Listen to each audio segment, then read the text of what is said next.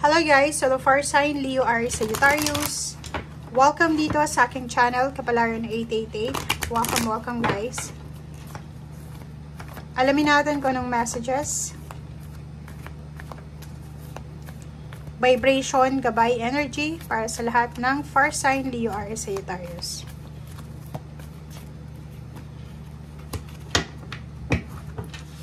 Okay. Fire sign Leo, Aries, Sagittarius, number 2 and number 10, 3, 12. Isa ka pang babae? Single ka ba? Nakikita natin dito isang babae or lalaki ka man, male or female. Basta siya yung bida sa araw na ito. Posibleng ikaw ay naghahanda para sa iyong pagbabiyahe. Diba? So, nag-apply ka siguro para sa trabaho sa ibang bansa or sa ibang lugar. Nakikita natin dito na naghahanda ka ng papeles, naghahanda ka ng dokumento, ng mga gamit mo, ready ka na to travel. Or pwedeng isang babae or lalaki na nakapag-desisyon na siya na kailangan ko nang umuwi, kailangan ko nang umalis. Parang ganun. Fire sign Leo, Aries, Sagittarius. So, yun.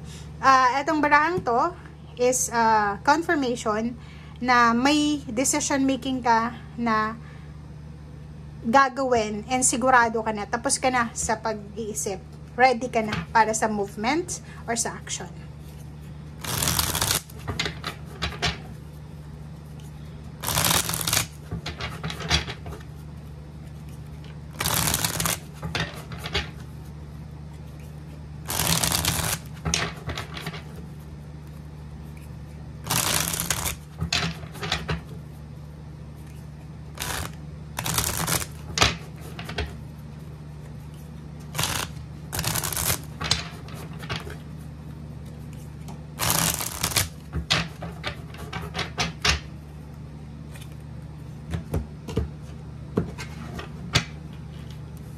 Okay, first card natin is 3 of Earth.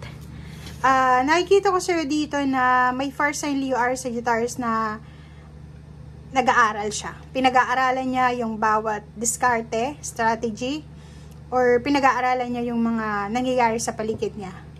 Yung iba sa inyo dito is pwedeng nagsiseminar, nag-training, or gustong bumalik sa pag-aaral. Parang ganun. Mag-masteral or doctoral or additional skills training. Parang ganun. Merong collaboration dito. Meron na business partnership na posibleng gustong pasukin yung iba sa inyo. But nandito yung Hermit. Sinasabi ng baraha, magdahan-dahan ka muna. Okay? Dahan-dahan lang. Fire sign. Okay? Kailangan mong pag-isipang mabuti etong decision making na gagawin mo. Ano ba to? Kasi kung makikita mo dito, ang pwede mong pag-isipan is kung babalik ka ba sa pag-aaral,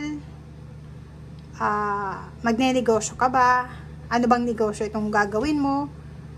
So, nakikita natin dito na kailangan mo daw pag-isipang mabuti ang bawat decision making na kailangan mong gawin simula sa araw na ito.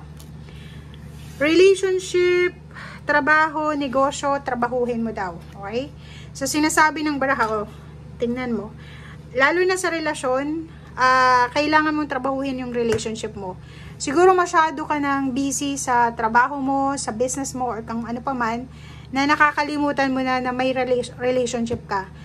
If single ka, nakakalimutan mo siguro may magulang ka, may kapatid ka. So, fire sign Leo, Aries, Sagittarius, huwag tayong masyadong nakafocus sa sarili natin. Huwag tayong maging self-centered, yung parang ganun yung sinasabi.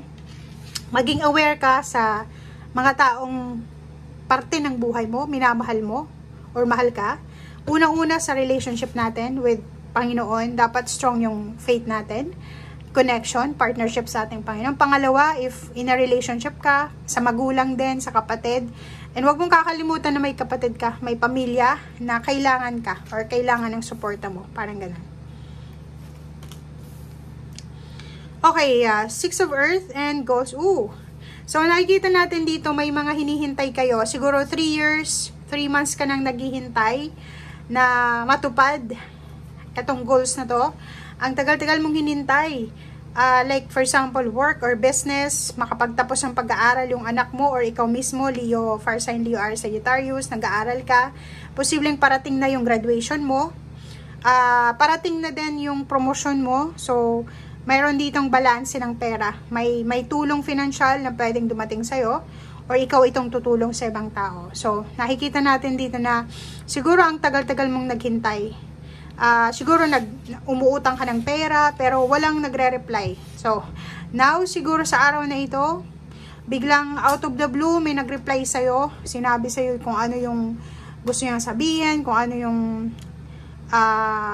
kailangan mong sagot, or kung ano man ito na hinahanap mo. Okay, so relationship naman, maraming relationship dito na posibleng mag-close na.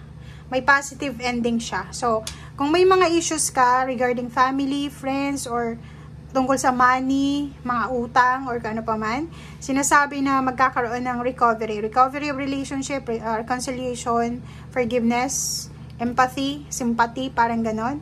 And freedom. So, makakaalis ka na, makakalaya ka na sa mga problema emosyonal, and makakabalik ka na sa dating buhay na meron ka. Dito naman sa 8 of Swords, sinasabi ng barahan na isa sa posibleng pinoproblema mo dati is yung financial stability. Na kahit anong gawin mo, kahit anong trabaho mo, walang naiipon, walang nangyayari sa'yo. But dito, sinasabi ng baraha sa'yo dito na malapit ka nang makaalis sa stagnation, lalo na sa relationship or sa pera. Malapit ka nang makapagtapos ng pag-aaral, or kung may pinapaaral ka, malapit ka nang makapagpatapos. If relationship naman, may mga toxicity sa paligid mo, maraming pagkakataon or oportunidad na matapos na yung mga issue. Okay?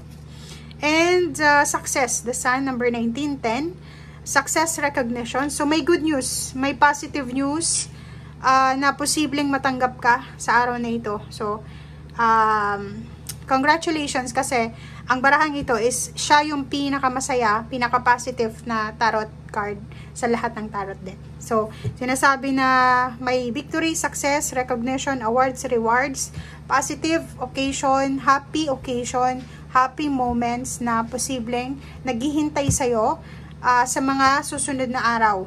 It's either 3 months from now, or 2 months from now, or 1 month from now. Okay?